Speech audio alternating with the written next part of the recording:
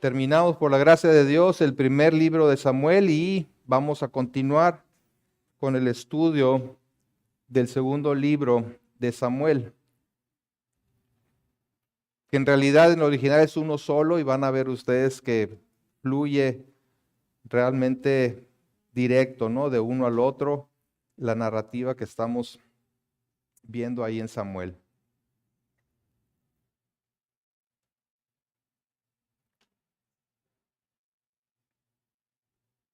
Entonces, para el récord, hoy es domingo 3 de septiembre de 2023. Iniciaremos el estudio del segundo libro de Samuel en el capítulo 1.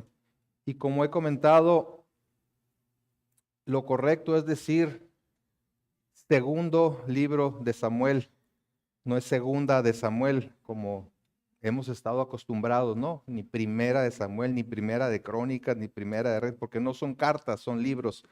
Entonces, es un detalle técnico, no nada grave, nada importante, pero podemos irnos acostumbrando, ¿ve? Acostumbrando a nombrar los libros y las cosas como debe de ser. Entonces vamos a segundo de Samuel, capítulo 1, y he titulado este mensaje, El rey ha muerto, viva el rey. El rey ha muerto, viva el rey. Acompáñenme a leer ahí en su Biblia. Dice así: aconteció después de la muerte de Saúl que, vuelto David de la derrota de los amalecitas, estuvo 2 días en Siclac. Al tercer día sucedió que vino uno del campamento de Saúl, rotos sus vestidos y tierra sobre su cabeza. Y llegando a David se postró en tierra e hizo reverencia. Y le preguntó David: ¿de dónde vienes? Y él respondió: me he escapado del campamento de Israel.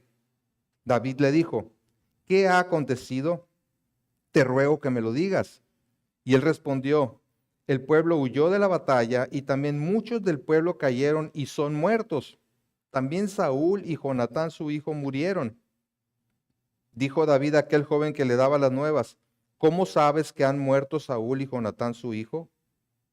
El joven que le daba las nuevas respondió: casualmente vine al monte de Gilboa y hallé a Saúl que se apoyaba sobre su lanza, y venían tras él carros y gente de a caballo. Y mirando él hacia atrás, me vio y me llamó, y yo dije: heme aquí. Y me preguntó: ¿quién eres tú? Y yo le respondí: soy amalecita. Él me volvió a decir: te ruego que te pongas sobre mí y me mates, porque se ha apoderado de mí la angustia, pues mi vida está aún toda en mí. Yo entonces me puse sobre él y le maté, porque sabía que no podía vivir después de su caída. Y tomé la corona que tenía en su cabeza y la argolla que traía en su brazo, y las he traído acá a mi señor. Entonces David, haciendo de sus vestidos, los rasgó, y lo mismo hicieron los hombres que estaban con él. Y lloraron y lamentaron y ayunaron hasta la noche, por Saúl y por Jonatán su hijo, por el pueblo de Jehová y por la casa de Israel, porque habían caído a filo de espada. Y David dijo a aquel joven que le había traído las nuevas: ¿de dónde eres tú? Y él respondió: yo soy hijo de un extranjero, amalecita. Y le dijo a David: ¿cómo no tuviste temor de extender tu mano para matar al ungido de Jehová? Entonces llamó David a uno de sus hombres y le dijo: ve y mátalo. Y él lo hirió y murió. Y David le dijo: tu sangre sea sobre tu cabeza, pues tu misma boca testiguó contra ti diciendo: yo maté al ungido de Jehová. Hasta ahí. Bueno, amado Padre, necesitamos de la obra de tu Espíritu Santo en cada uno de nosotros, para que al escuchar y recibir tu palabra, cobre vida en cada uno de nosotros. Seamos transformados por ella, moldeados cada día más a la imagen y estatura de Cristo. Ayúdanos, Señor, a que eso se haga una realidad y que tengamos esa disposición de corazón para recibir esta tu palabra como tu voz, tu autoridad, tu consejo, Señor. y tu exhortación. Te damos gracias por ello en Cristo Jesús. Amén. Dice el versículo 1, aconteció después de la muerte de Saúl, que vuelto David de la derrota de los amalecitas, estuvo 2 días en Siclac. Para iniciar el segundo libro de Samuel, el autor nos ubica en las circunstancias que dan paso a la transición del reinado de Saúl al de David.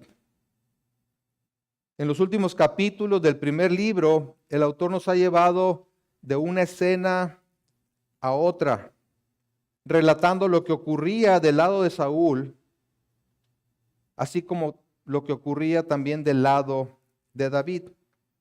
Y es así como nos posiciona en el momento actual de su narrativa. Recordemos nuevamente que en el original, el libro de Samuel, era un solo libro que se dividió posteriormente en 2 partes, básicamente para hacer el énfasis en el reinado de Saúl en el primer libro y el reinado de David en el segundo libro, aunque David aparece en el primero de una manera muy importante, ¿verdad? Y amplia, pero no como rey. Así que entremos a esta segunda parte como continuación de lo que hemos venido estudiando. Es algo así como la segunda temporada de la serie titulada El inicio de la monarquía en Israel. Recuerden que estamos en el inicio de la monarquía, siendo Saúl el primer rey de Israel. Y en este segundo libro o segunda temporada, si lo quieren ver así, la atención se centra en el reinado de David, a quien Dios había ungido para sustituir a Saúl. En el libro anterior se nos presentó tanto el ascenso de Saúl como rey de Israel, como su descenso vertiginoso de picada por causa de su rebelión hacia Dios, hasta llegar a su muerte trágica y digamos triste. También vimos cómo de manera paralela Dios iba preparando a David para asumir el trono, moldeando su carácter para que confiara cada vez más en él. Segundo de Samuel se concentra entonces en el reinado de David. Lo veremos llegando al trono con algunas dificultades, pero después prosperando y unificando a la nación. Y no solo eso, sino también recuperando la vida religiosa de Israel, para posteriormente caer en pecado y enfrentar el juicio de Dios sobre él como rey. Así es que aquí estamos ante la realidad de la muerte del rey Saúl. Y veremos el capítulo 1 en 2 partes. La primera parte es las noticias trágicas de la derrota de Israel y la muerte de Saúl y sus hijos. Cómo llegan esas noticias a David. Y la segunda es la respuesta de David a esas noticias. Vamos entonces a la primera parte que dice, empieza en el versículo 1 diciendo, aconteció después de la muerte de Saúl, que vuelto David de la derrota de los amalecitas, estuvo 2 días en Siclac. Aquí el autor nos ubica en 3 realidades. Uno es la realidad de la muerte de Saúl. Otra es la victoria que David y sus hombres habían obtenido en contra de los amalecitas y recuperado a sus familias y todo lo que se habían robado. Y la tercera es la espera de David por noticias. En primer lugar, se nos recuerda el hecho de que Saúl está muerto. Dice, aconteció después de la muerte de Saúl. El autor nos ubica en esa realidad. Saúl, el rey, ha muerto. Ahora, a nosotros no nos sorprende porque sabemos que Saúl ha muerto. Lo leímos en el capítulo 31. Así termina el capítulo 31 del primer libro. Pero David no lo sabía. David no lo sabía. Sin embargo, muy seguramente estaba ansioso por recibir noticias de la guerra entre los filisteos y los israelitas comandados por Saúl. Recordemos que Saúl fue designado y ungido por Dios como rey en base a las demandas del pueblo. Ellos despreciaron a Dios como su rey y señor, pidiendo un rey como tenían las demás naciones. Prefirieron poner su confianza en un hombre, en alguien de carne y hueso, pero además en un hombre físicamente imponente, en lugar de ponerla en el Creador y Señor de todo cuanto existe. En el capítulo 8, versículo 5 del primer libro, vemos esto. Dice, y le dijeron, ¿a quién? A Samuel. Y le dijeron, ¿quién? El pueblo de Israel. He aquí tú has envejecido y tus hijos no andan en tus caminos. Por tanto, constitúyenos ahora un rey que nos juzgue como tienen todas las naciones. Y en el 7 dice, y dijo Jehová a Samuel, oye la voz del pueblo en todo lo que te digan, porque no te han desechado a ti, sino a mí me han desechado para que no reine sobre ellos. Dios sabe perfectamente que el pueblo, al demandar un rey como tenían las demás naciones, lo estaban desechando a él como su soberano. Samuel se opone a eso, pero Dios le dice, tranquilo, es contra mí el pleito.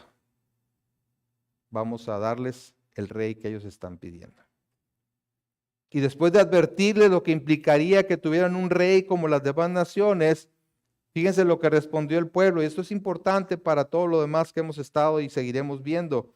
En el capítulo 8, versículo 19 del primer libro dice, pero el pueblo no quiso oír la voz de Samuel. Samuel les advierte las consecuencias de tener un rey como el que estaban pidiendo. Pero el pueblo no quiso oír la voz de Samuel y dijo, no, sino que habrá rey sobre nosotros. Y nosotros seremos también como todas las naciones, y nuestro rey nos gobernará y saldrá delante de nosotros y hará nuestras guerras. Su confianza para vencer a los enemigos estaba puesta en ese rey que vendría a ser Saúl. Pero ahora ese rey estaba muerto sin haber cumplido con ese objetivo. Aquel en quien tenían sus altas expectativas ya no está. Vimos su trayectoria descendente como líder de Israel hasta llegar a su fatal desenlace en el último capítulo del libro anterior.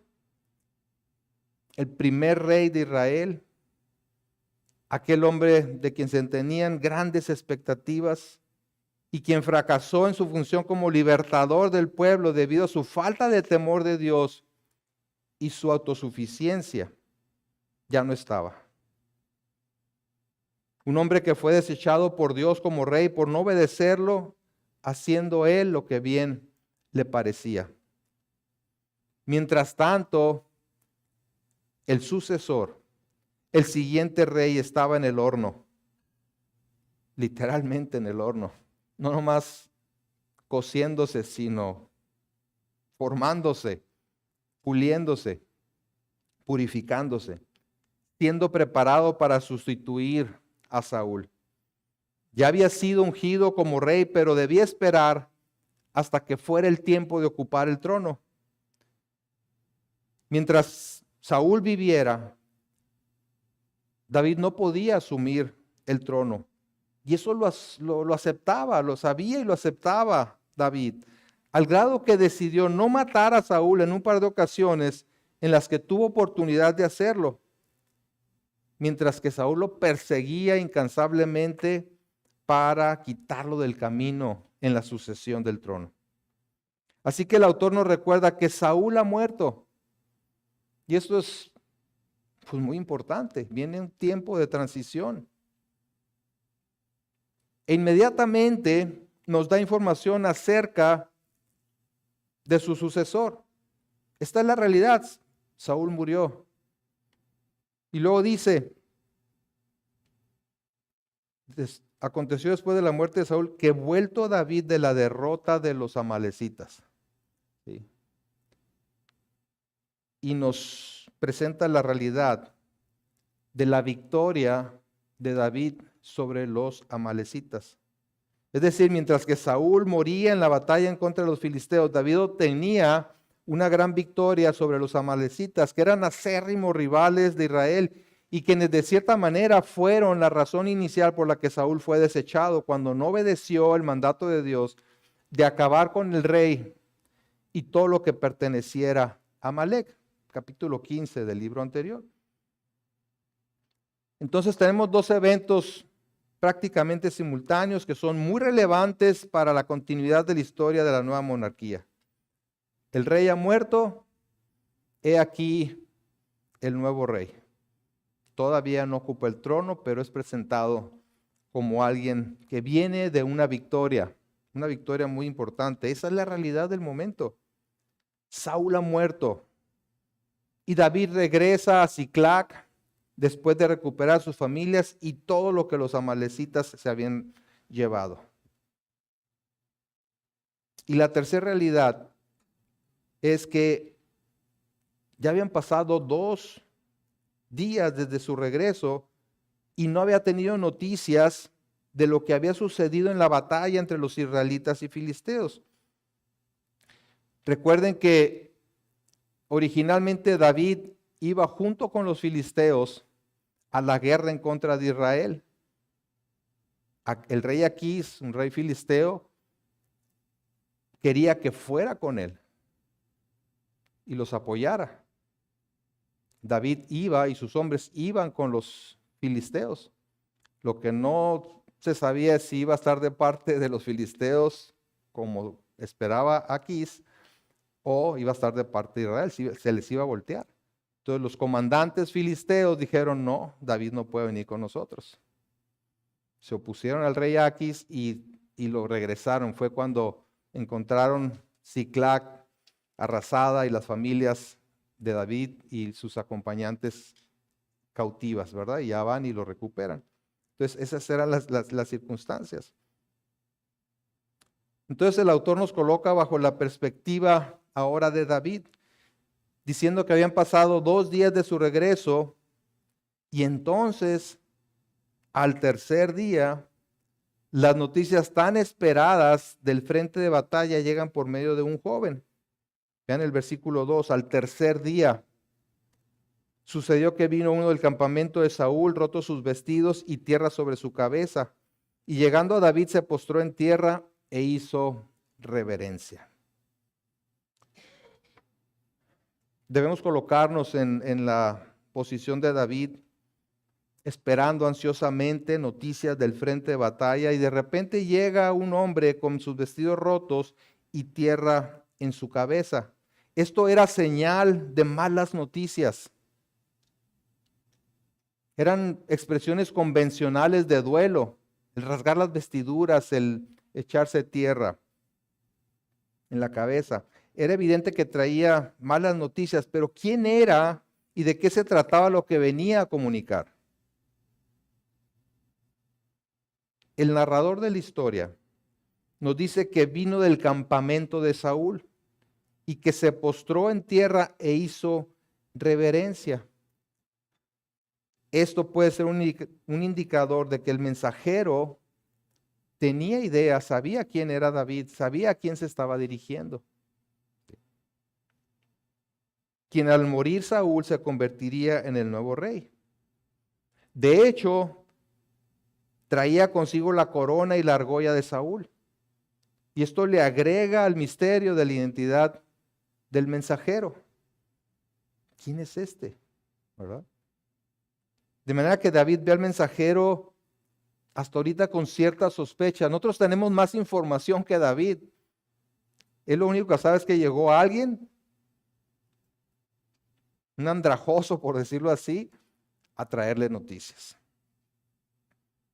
Pero David lo ve con cierta sospecha. No olvidemos que David era perseguido por Saúl y debía estar seguro de que este mensajero no era falso. ¿Cómo supo este hombre, para empezar, dónde se encontraba David? ¿Quién era este hombre y por qué había venido directo a David a traerle la corona.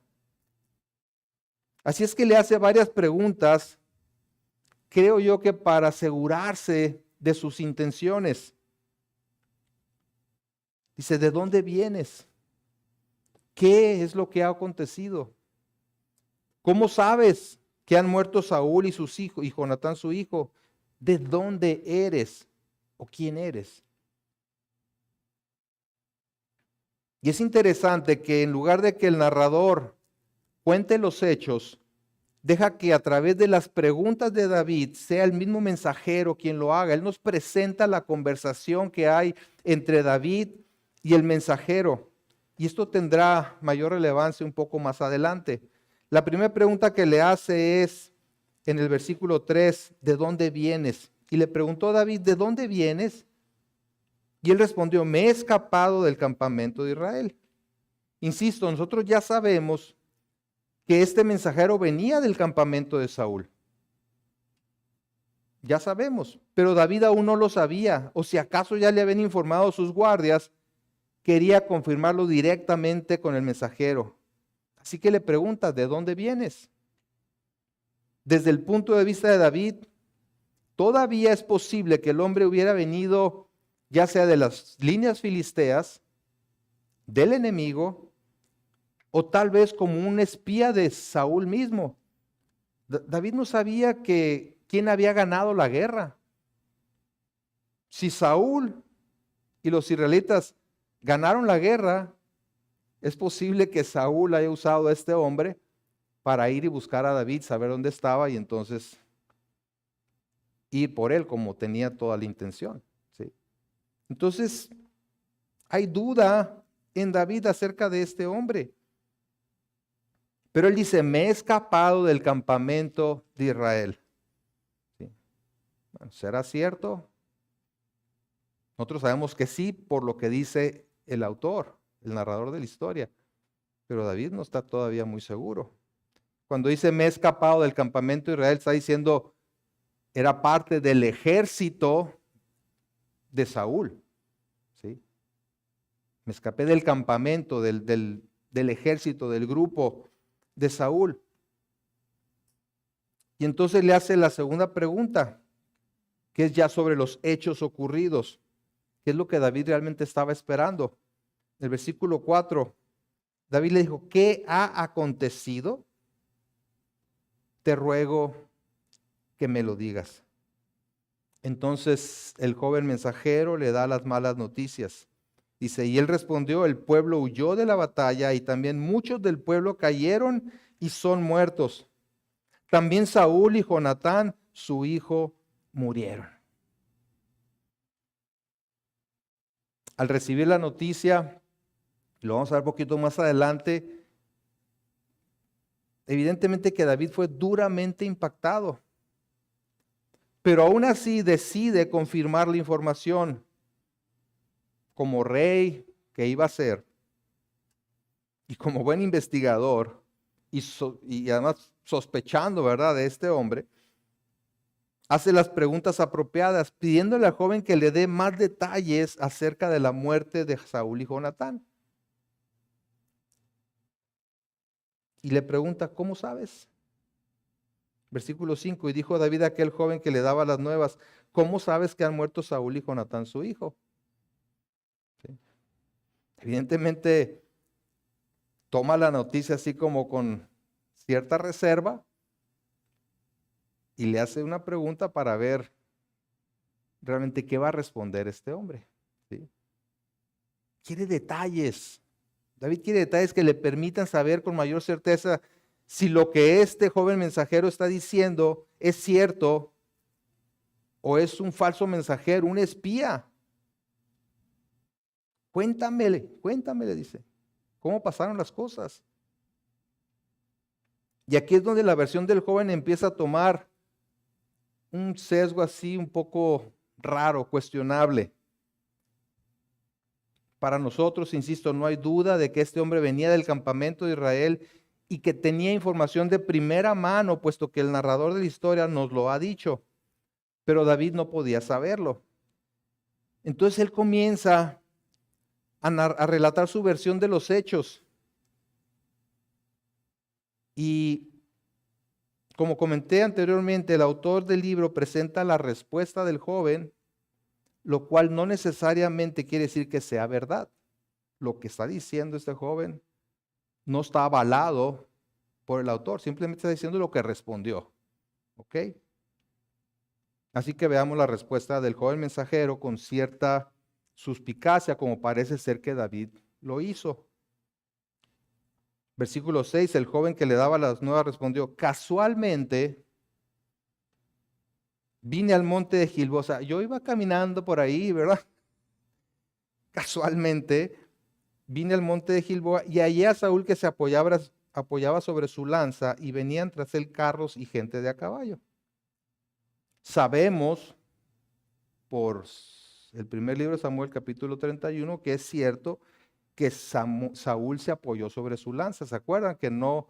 Los flecheros lo alcanzaron, lo hirieron, no murió y él no quería que lo apresaran de esa manera herido y le dice a su paje de armas, mátame. Y el paje de armas dice, no, líbreme, ¿verdad? De poner mi mano en contra del ungido de Jehová. Entonces dice que Saúl se apoyó sobre su espada y murió. Pero aquí él dice, allí a Saúl que se apoyaba sobre su lanza y venían tras él carros y gente de acá. Y hasta ahí pues, está viendo a Saúl que está tratando de terminar con su vida, ¿no?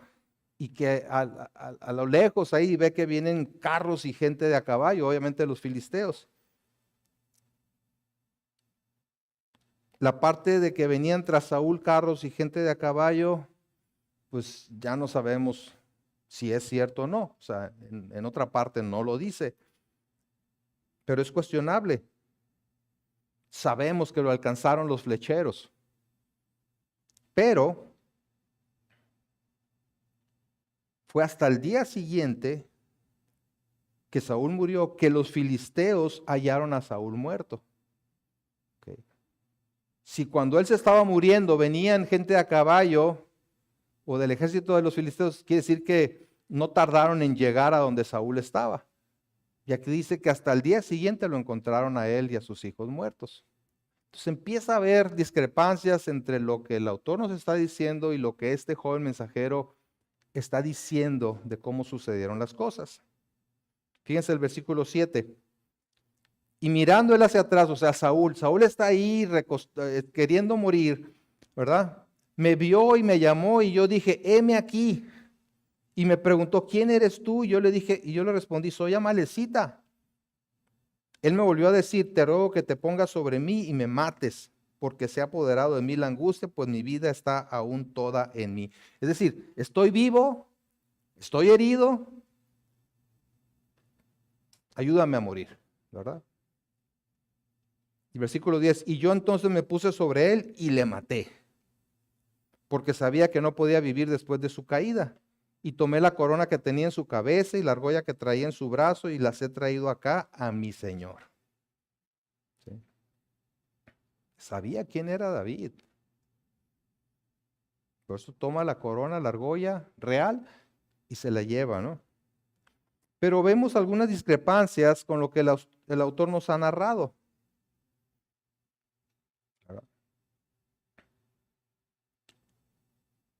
Aquí dice que Saúl lo llamó para pedirle que lo ayudara a morir. En el primer libro de Samuel dice que Saúl murió recargándose sobre su espada. Entonces, según el joven, obedeció a Saúl y lo ayudó a morir. Bueno, su paje de armas no quiso hacerlo porque sabía que no podía atentar contra el ungido de Jehová. Pero como era Amalecita, dice, pues yo no soy israelita, no tengo ese respeto por el rey, pues yo sí puedo matarlo, ¿verdad? Entonces lo mata, toma la corona y la argolla que identificaban a Saúl como rey para llevárselas a David. Entonces aquí vemos como que el mensajero estaba tratando de causar una buena impresión en David. haciéndose pasar como alguien muy piadoso al ayudar al rey en turno a morir, no en manos del enemigo, sino a morir por sí mismo. Y al mismo tiempo quedando bien con el sucesor en el trono. Él pensó, tal vez pensó, que David recibiría la noticia de la muerte de Saúl con cierto beneplácito, porque significaba que su perseguidor, aquel que lo quería matar, el rey Saúl, estaba ya muerto y ahora podía asumir el trono para el cual había sido ungido. Pero veamos la respuesta de David en el versículo 13. Vamos a dejar pendientes dos versículos, el 11 y el 12, y vámonos directamente al 13, que es la continuación de su conversación con este mensajero. Dice el 13, y David dijo a aquel joven que le había traído las nuevas, ¿de dónde eres tú? No de dónde vienes. Ya le había hecho esta pregunta, ¿de dónde eres? ¿Quién eres? ¿Cómo te identificas? Y él respondió, soy hijo de un extranjero amalecita. Aquí ya agrega algo adicional. Entonces la cuarta pregunta que le hace es, ¿de dónde eres tú? Procura conocer la identidad del mensajero.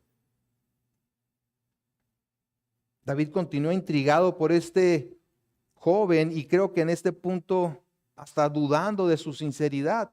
Son demasiadas preguntas, ¿no? Y este joven, al ponerle tanta crema a sus tacos, en lugar de transmitirle confianza a David, pues estaba haciendo lo contrario. Y eso es lo que pasa con la gente que exagera las historias para querer impresionar a los demás, ¿verdad? Por eso decimos, oye, le puso demasiada crema a sus tacos, ¿no? O sea, había verdad en lo que decía, pero aderezada con ciertas exageraciones, no voy a decir mentiras, ¿verdad? Que sí lo son, exageraciones para hacerlo así como más interesante.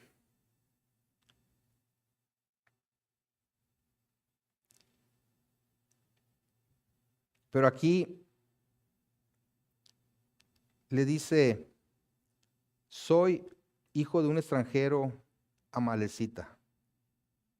¿Sí? Soy hijo de un extranjero amalecita. Entonces, vemos a este joven pues presentando una versión todavía un poco dudosa. Y a veces así somos nosotros, ¿verdad? Queremos tener una mejor versión de la que alguien tiene. Si alguien dice que ya no soporta el dolor de muela, decimos, no, tú no sabes lo que es el dolor, ¿verdad? Cuando yo me quebré el brazo, eso sí es dolor, ¿verdad? En el caso del comentario, pues. Y los mexicalenses también son muy dados a eso. Alguien dice, no, hizo mucho calor. No, no sabes. No sabes lo que es calor. Y pum. Y si les toca venir a los de fuera en un día que no hace tanto calor, hubieras venido ayer. ¿Sí? El caso es que a veces por quedar bien, por hacernos más relevantes, por lograr algo, aderezamos con exageraciones nuestros comentarios. Y eso es mentir. Eso es mentir. Este hombre había dicho que cuando Saúl le preguntó quién era, él dijo ser amalecita, así a secas. Pero ahora que le pregunta a David, ¿quién eres tú? Le dice, soy hijo de un extranjero amalecita. ¿Sí? Y esto cambia un poco las cosas, porque lo que está diciendo es que es un extranjero residente. ¿Sí? Nuestros paisanos aquí del otro lado de la frontera saben perfectamente lo que es, son resident alien, ¿verdad? tienen permiso para vivir allá, son de allá, pero todavía no son ciudadanos, ¿no? Tienen ciertos derechos, pero no tienen todo el respaldo de un ciudadano. Pero también tienen ciertas obligaciones. En Israel los extranjeros residentes no gozaban de todos los privilegios de los ciudadanos israelitas, pero tenían derecho a la justicia bajo la ley. También estaban sujetos a sus sanciones y participaban en el ejército. Entonces aquí ya empieza a tener sentido que él estaba ahí en Gilboa cuando Saúl murió, por ahí andaba, que era parte del ejército de Israel. Y también eso pudiera explicar lo que sabía acerca de David como el próximo rey. Era conocido ya entre los israelitas que David estaba anunciado como el siguiente rey. Entonces, como que quiere dejar claro que no era un enemigo, ya que no pertenecía a los amalecitas ya. Pero en lugar de aclarar las cosas, parece que las complica aún más, ya que si era parte del ejército de Saúl, ¿cómo se atrevió, según su versión, a matar al rey? Entonces cae en ciertas contradicciones y entonces David le dice, versículo 14, ¿cómo no tuviste temor de extender tu mano para matar al ungido de Jehová? ¿Sí? Según lo que tú me estás diciendo, que mataste, ayudaste a morir a Saúl, ¿cómo no tuviste temor de extender tu mano para matar al ungido de Jehová? ¿Cómo te atreviste?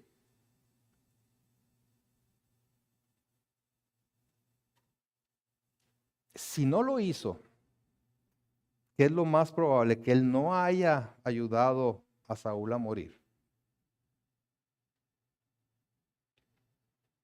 Al atestiguar contra sí mismo que sí lo hizo, puso la soga en su cuello, dictó la sentencia de su muerte.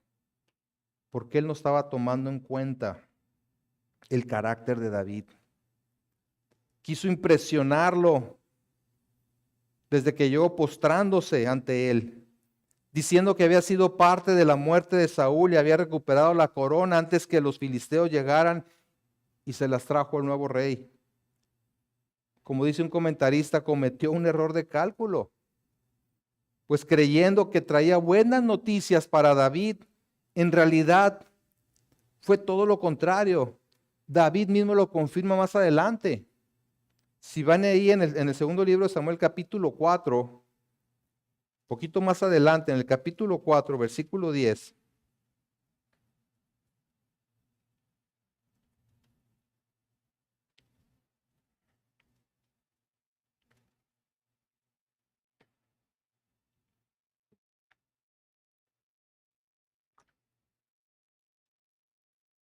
dice que cuando uno me dio nuevas diciendo, he aquí Saúl ha muerto, imaginándose que traía buenas nuevas, yo lo prendí y le maté en Siclac en pago de la nueva. ¿Sí? Aquí lo dice David. Este joven mensajero creyó que le estaba trayendo buenas noticias a David acerca de la muerte de Saúl. Pero insisto, falló en entender quién era David, lo que Dios había hecho en David. ¿Sí? La derrota de Israel, así como la muerte del rey y sus hijos, era no solamente una tragedia nacional que no se podía tomar a la ligera,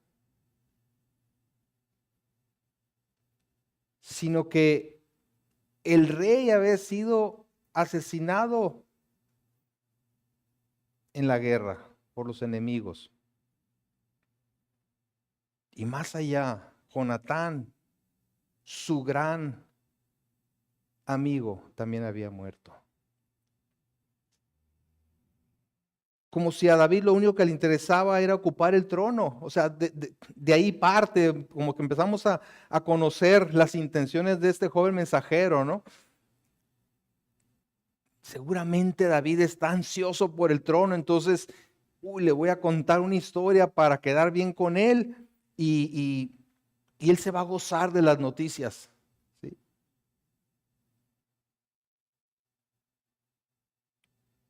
David entendía que Saúl, a pesar de todo, era el ungido de Jehová para ser rey y que solo Dios mismo puede nombrar y destituir a su rey. Ni él mismo, como ya sabemos, tomó en sus manos la venganza, habiendo tenido oportunidad 2 veces de matar a su perseguidor. Y peor aún para el mensajero haber dicho que ayudó a morir a Saúl, lo cual en realidad no parece que lo haya hecho. Pero es posible que solo quería quedar bien con David, ¿verdad? Y eso le costó la vida. Versículo 15 dice, entonces llamó David a uno de sus hombres y le dijo, ve y mátalo. Y él lo hirió y murió. Y David le dijo, tu sangre sea sobre tu cabeza, pues tu misma boca testiguó contra ti diciendo, yo maté al ungido de Jehová. Posiblemente primero la sentencia de David y luego la ejecución, ¿verdad? Y tal como dice el dicho, el pez por su propia boca muere. Así las palabras de este joven mensajero lo condenaron.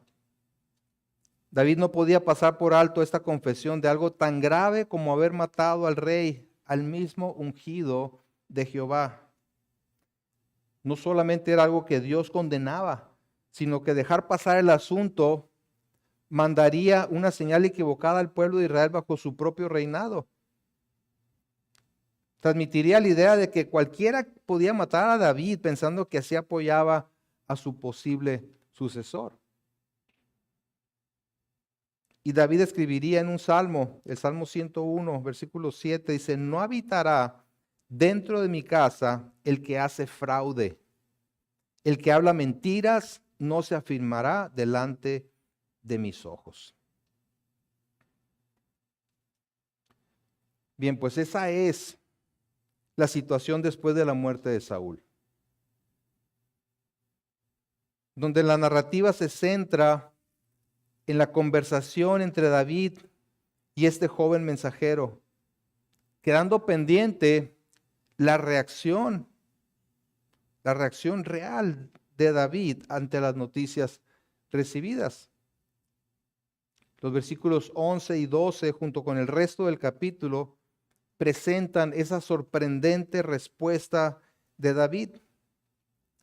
Pero eso lo veremos, Dios mediante, la próxima semana, para que lo vayan estudiando.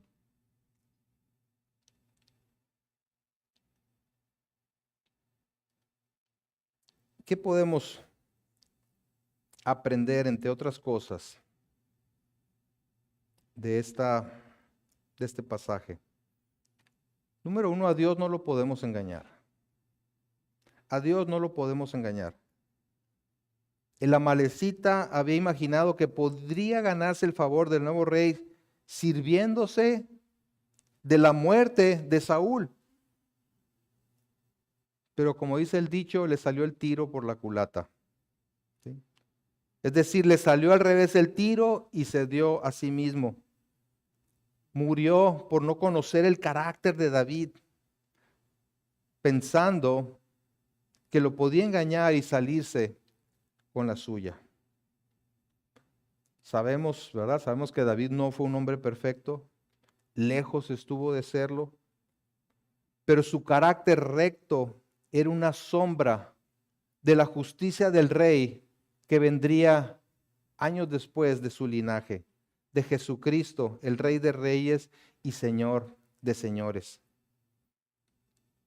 La manera de actuar del mensajero es un ejemplo para todos los que piensan que pueden engañar al rey, presentándose delante de él con un corazón dividido, queriéndolo impresionar por un lado, con una aparente piedad, pero con motivaciones equivocadas, egoístas insinceras por el otro.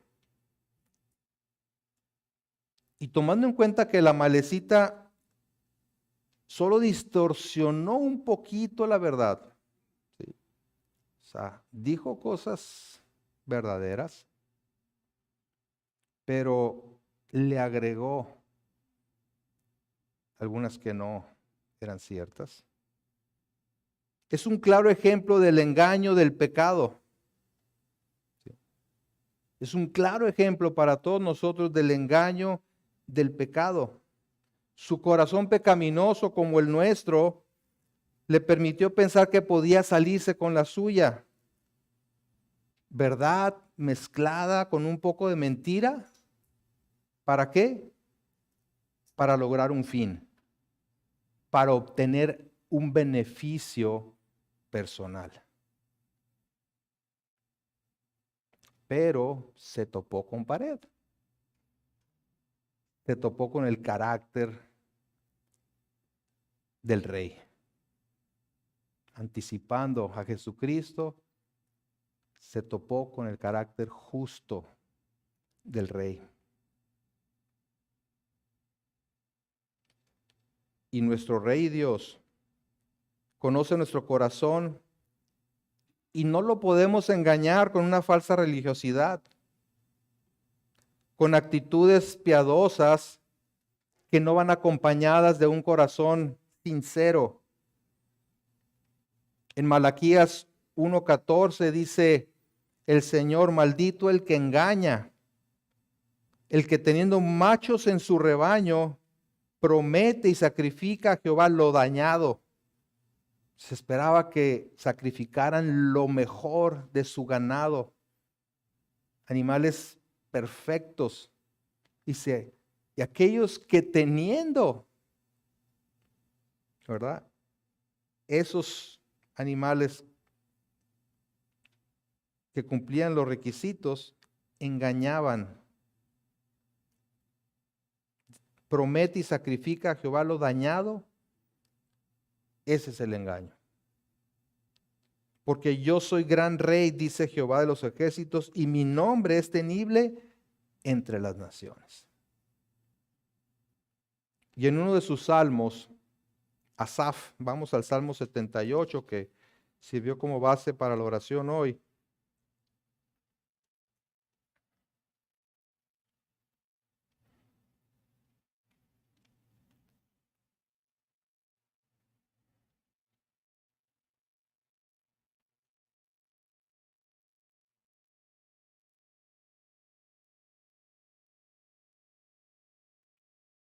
Y ese es un salmo que describe la actitud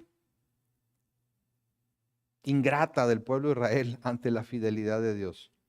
Versículo 34 dice, si los hacía morir, entonces buscaban a Dios. Entonces se volvían solícitos en busca suya.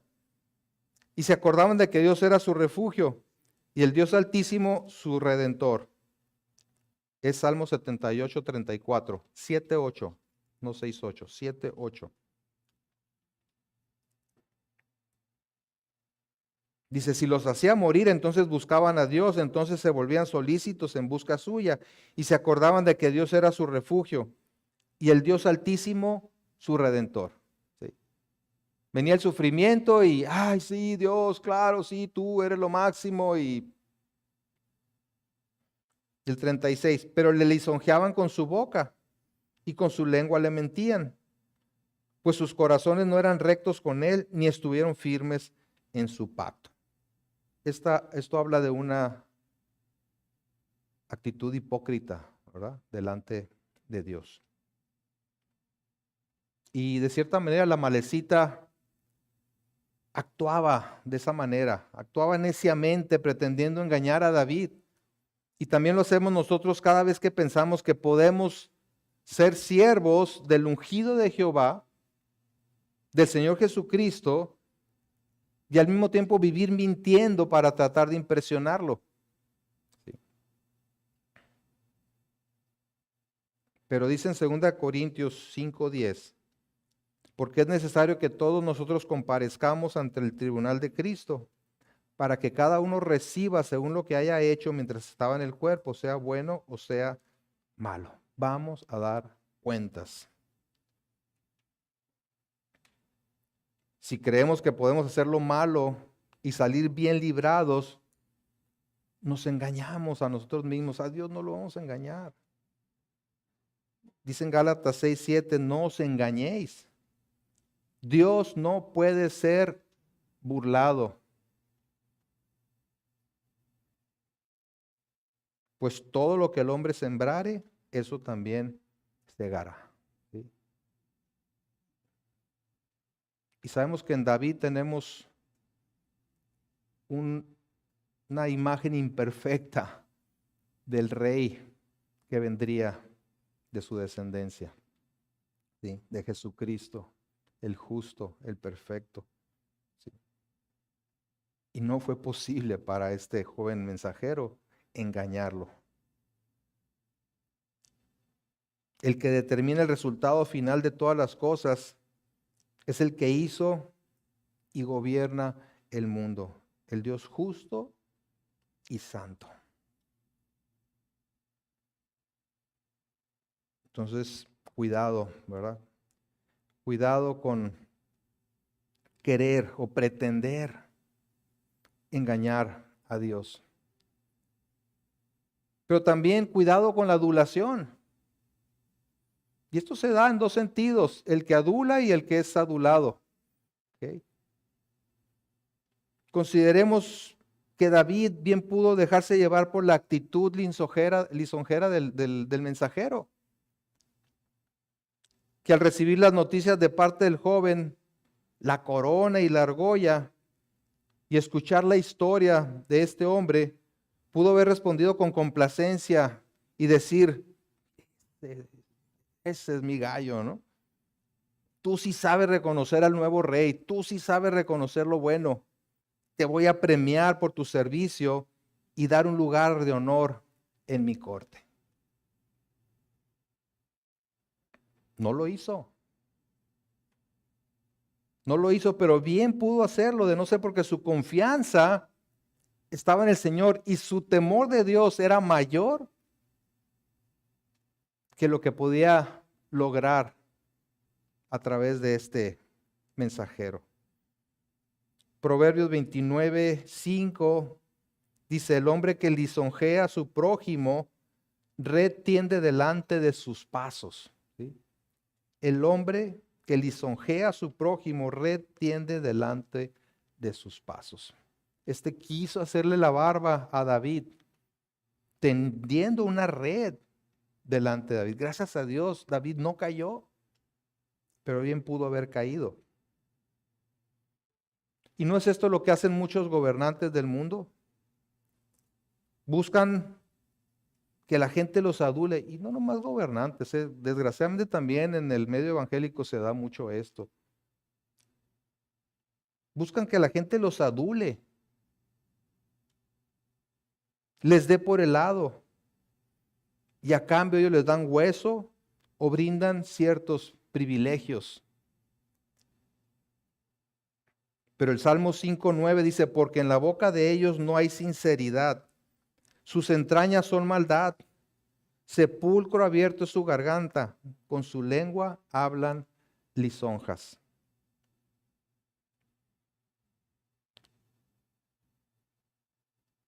Cuidado con adular, pero cuidado también con no recibir la adulación de manera correcta. La vacuna en contra de la adulación, lo vemos en la vida de David, es tener bien clara nuestra identidad en Cristo. Que no necesitamos quedar bien con nadie, ni pretender ser alguien que no somos. A veces queremos quedar bien con el grupo, con aquellos que están cerca de nosotros, sacrificando las convicciones y los principios bíblicos. Pero nuestra confianza debe estar en el Señor y solo en Él. Y el apóstol Pablo cuenta, ¿verdad?, que tuvo una experiencia sobrenatural al ser arrebatado al paraíso. Y dice que Dios mismo lo protegió de exaltarse a sí mismo, proporcionándole un aguijón en la carne. ¿Sí? En 2 Corintios 12:7 dice, para que la grandeza de las revelaciones no me exaltase desmedidamente, me fue dado un aguijón en mi carne, un mensajero de Satanás que me abofetee para que no me enaltezca sobremanera. ¿Sí? Por un lado le permite esa experiencia sublime, pero luego un alfiler lo desinfla, ¿verdad? Y le mantiene picado el costado. ¿Para qué? Para que esa experiencia la pudiera apreciar en el contexto correcto. Y no después decir, yo fui al tercer cielo y mira, tuve experiencia con Dios y vi al Señor Jesús y platiqué con Él y tuvimos una conversación bien acá, y como cuentan muchos en algunos libros, ¿no?, y testimonios. ¿No? Dios le permite eso, pero también lo ubica, lo pone a nivel de suelo. De repente el Señor permite ciertas adversidades en nuestra vida para que no nos exaltemos desmedidamente, para que no nos confiemos en nosotros mismos y continuemos abrazando un poco de pecado. Al cabo que es poquito. ¿Sí? Nos humilla para que para que se nos bajen los humos y el orgullo no nos gane. Tal vez los mismos engaños con los que David había actuado en el pasado y que lo metieron en serios problemas, lo llevó a estar más alerta y no ceder ante la actuación de la malecita. ¿Sí? Recordemos, David había metido graves errores. ¿Sí? Y Dios en su misericordia lo libró de todo eso. Y ahora esa experiencia que él había tenido se manifiesta en el carácter que Dios está formando en él de confianza en Dios. Y también de suspicacia, decir, espérate, no voy a creer cualquier cosa, ¿verdad?, que alguien venga y me diga. Sobre todo está mi temor de Dios. Es bueno aprender de experiencias pasadas, pero sobre todo aprender a poner nuestra confianza en el Señor, viviendo su verdad y siendo veraces. Dios le había dado a David un corazón inclinado a él, que lo temiera y deseara hacer su voluntad. Y eso se manifestó al no dejarse llevar por su deseo de querer agradar al hombre o ser adulado por él. Igualmente, cada cristiano ha recibido un nuevo corazón que quiere, que desea agradar a Dios. Pero no solo eso, sino que puede hacerlo por el poder del Espíritu Santo que mora en él. Así como dice en Hebreos 10:23, mantengamos firme, sin fluctuar, la profesión de nuestra esperanza, porque fiel es el que prometió. Y es en base a la obra que Dios ha hecho, que dice ahí mismo en Hebreos 10:19, así que hermanos, teniendo libertad para entrar en el lugar santísimo por la sangre de Jesucristo, por el camino nuevo y vivo que Él nos abrió a través del velo, esto es de su carne, y teniendo un gran sacerdote sobre la casa de Dios, acerquémonos con corazón sincero, en plena certidumbre de fe, purificados los corazones de mala conciencia y lavados los cuerpos con agua pura. Mantengamos firmes sin fluctuar la profesión de nuestra esperanza, porque fiel es el que prometió. Vamos a participar de la cena del Señor. Y es importante que tengamos presente al hacerlo ese gran privilegio que tenemos de entrar con libertad al lugar santísimo, porque lo hacemos por la sangre de Jesucristo, por el camino nuevo y vivo que Él nos abrió a través del velo, esto es, de su carne.